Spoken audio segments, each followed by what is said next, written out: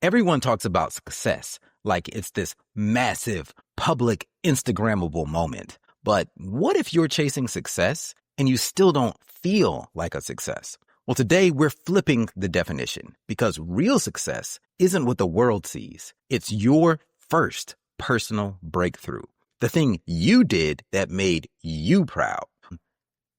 We're going to break down how to create that breakthrough, why it matters more than any business win, and how it can shift your entire mindset and set you up for ongoing successes in the future.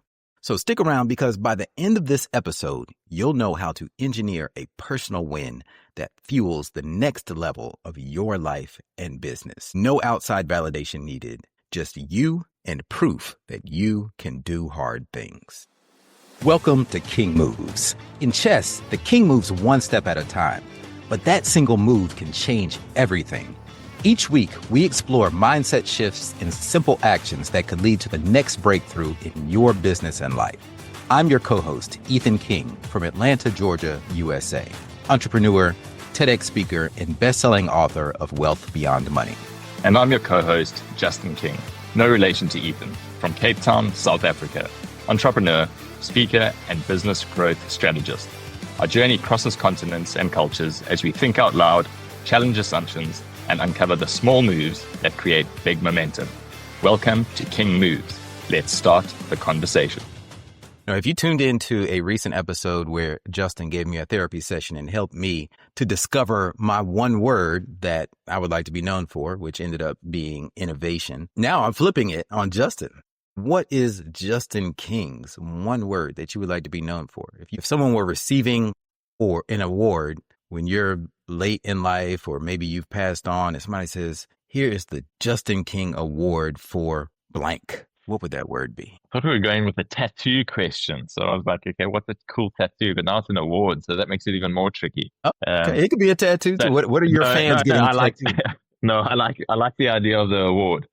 So we're going to flip the therapy session now, because this is where I get stuck. Because the way my mind works, it is often, well, what would Ethan like to hear in this moment? Or like, what would other people like to hear? What would sound cool? What would position me in a nice way for people that are listening this to understand about me? It's tricky. So I'm being very, I don't want to say vulnerable in that moment, but I'm brutally honest in that's what starts going through my mind. The word that came up, I will share the immediate word that came up. I'd love it to be the Pride Award, not like gay pride or anything like that. I'm not stepping over to that, but proud, as in being proud of ourselves. And I suppose that comes down to a lot of the work that I do with individuals and with teams. And if the people off the back of working with me start feeling a little bit more proud of themselves, what they've been able to do, like I'd be really very chuffed, is to use that word. I'd be very chuffed about that. So you say proud. I'm telling you what comes to my mind, because you have to do something to become proud of yourself. What are you proud of that you did? And I think that, and we were talking about this a little bit earlier, the phrase mental performance came out. And I know that you do a lot of coaching around doing hard things and Masogi, and that leads to being proud of yourself. So the word performance comes out when I think of Justin King, but it's also, performance can mean a lot of things. Some people think about performing in a play or whatnot, but it's really about breakthroughs, breaking through a mental barrier to achieve what you thought you could not achieve. And that is something to be proud of. Yeah, it's the word, another word, and we bring in a lot of words into this that I've been sitting with a lot, is just how do I help people stack evidence? Evidence is that word. And it's and performance is a difficult one for me, because a lot of people speak a lot about high performance.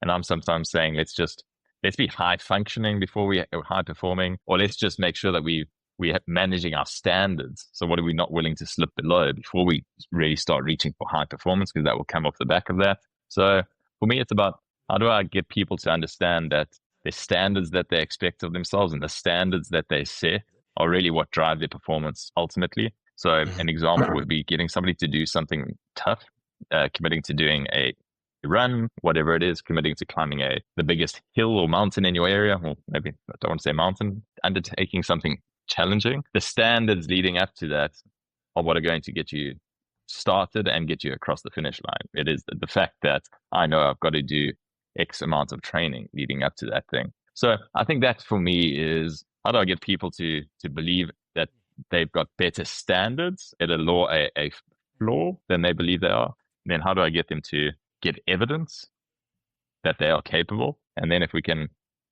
start building those standards, the evidence, and a mindset together, a mindset of belief, that's powerful, rather than just getting the mindset sorted, which is a huge part. But if we stack the mindset with evidence and the standards that they've set for themselves, I think that's where people can really break through, to use the word that you came up with a little bit earlier. Okay, so I'll do like you did for me. What does the word breakthrough mean? Possibly to do something you didn't previously think was possible. So I'll give you the Merriam-Webster definition. Of course, there are lots of definitions, but the first one is a sudden advance, especially in knowledge or technique.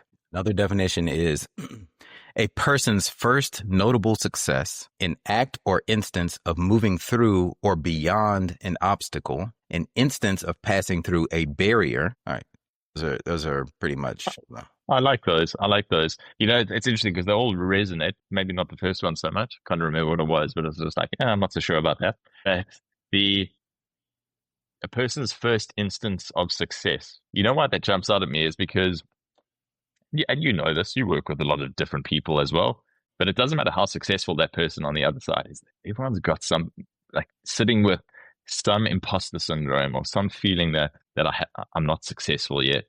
So when working with individuals, sometimes the success that we come up with is not necessarily on paper a bigger success than the business or something that they've done outside of that. It's not bigger than that. But for them, it resonates. And they're like, man, that's the biggest personal success. Doing that hard thing, climbing that hill, completing that 10K run, whatever it is. Like, I didn't think I would ever be able to do something. And that's my first instance of success for myself, that I didn't know if I was truly capable of doing that. So that resonated. I do like that. I like that. And you mentioned the word challenge also as you were talking, and I looked that up. And one of the definitions that stands out to me is to confront or defy boldly. So it's that word bold. And bold means different things to different people. But I feel like you bring out the boldness in people to break through their own personal barriers to achieve their own personal success. So this is what it gets down to, because it's not about success, how the world sees success, but this is your personal success. For some people, it might be running a 10K. For you, is running 10 marathons in 10 days, but they're both equally success if I've never gotten off the couch and I run a 10K, that's success. So so the fact that you are motivating people to take bold action, I would say, and I guess it can be two words. To me, your brand is synonymous with personal breakthroughs. Yeah, I like that.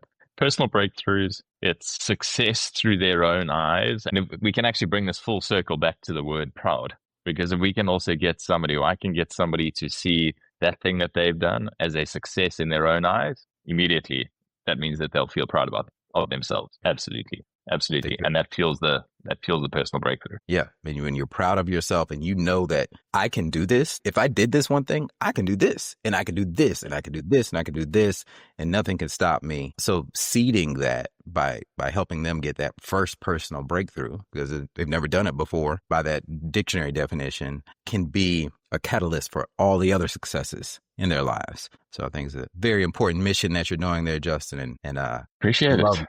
That term being synonymous with your name. Appreciate it. And I'll credit your invoice for this session. That's a wrap for today's episode of King Moves. Remember, in chess, like in business, one right move can change everything. Take today's action step, make your move, and build momentum. If you found value in today's episode, share it with someone who's ready for their next breakthrough. And don't forget to subscribe so you never miss our weekly conversations. Until next time.